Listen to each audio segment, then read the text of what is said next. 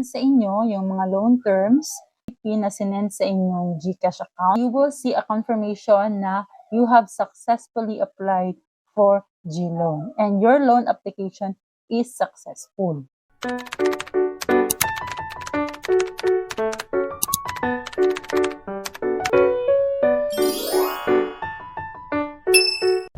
Hi guys, this is Det and welcome back to my channel.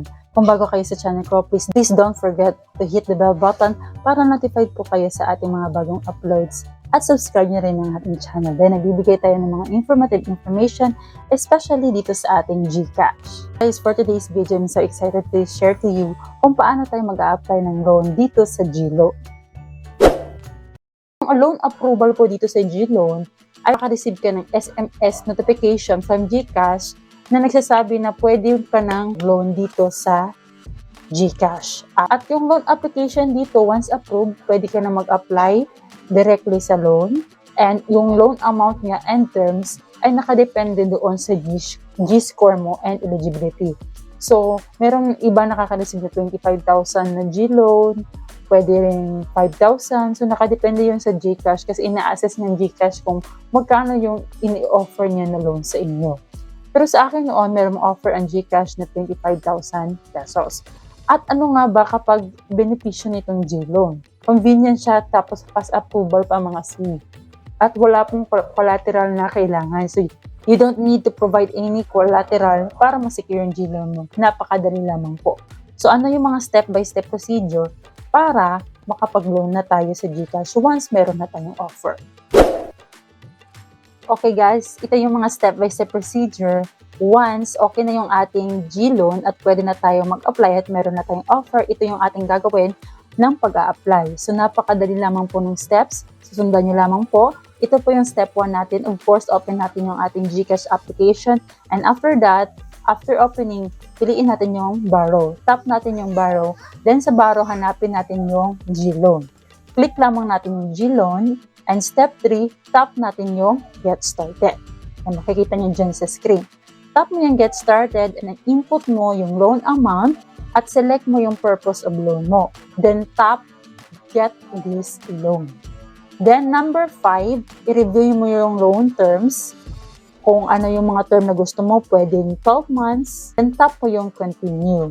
Pwede rin siyang 9 months. Okay? Pwede rin siyang 9 months. So, pwede mo piliin 9 months or 12 months term. Then, after that, review mo yung personal information mo.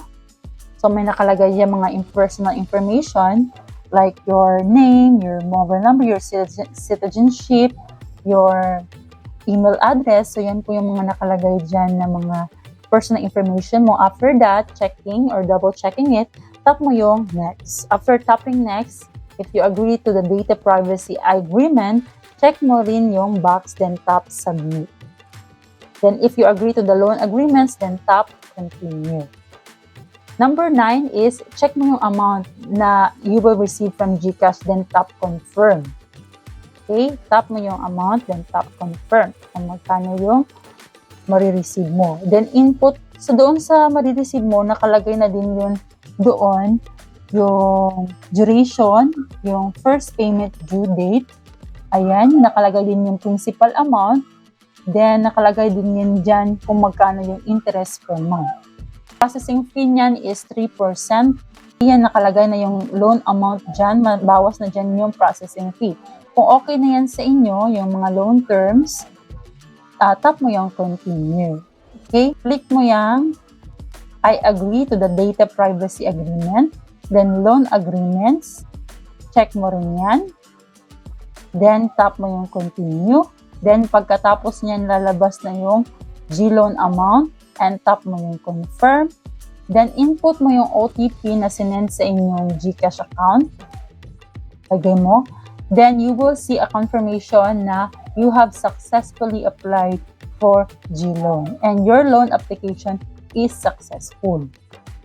Yan. Mag-a-appear din yan siya sa iyong GCash account na na-receive mo na nga yung amount na yung loan. So, ganun lamang po kadaling mag-loan dito sa GLoan.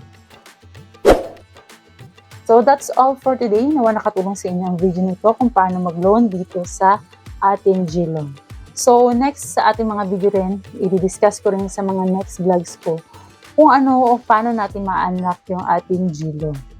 Napag-usapan ko na rin dito yung mga overview niyan, pero pag itatakal natin yan in detail sa susunod natin mga video kung paano natin ma-unlock itong G-loan. Kaya naman abangan ninyo ang ating mga video. Please subscribe to my channel and click the bell button para notify kayo sa ating mga bagong updates. So again, this is Det and thank you for watching.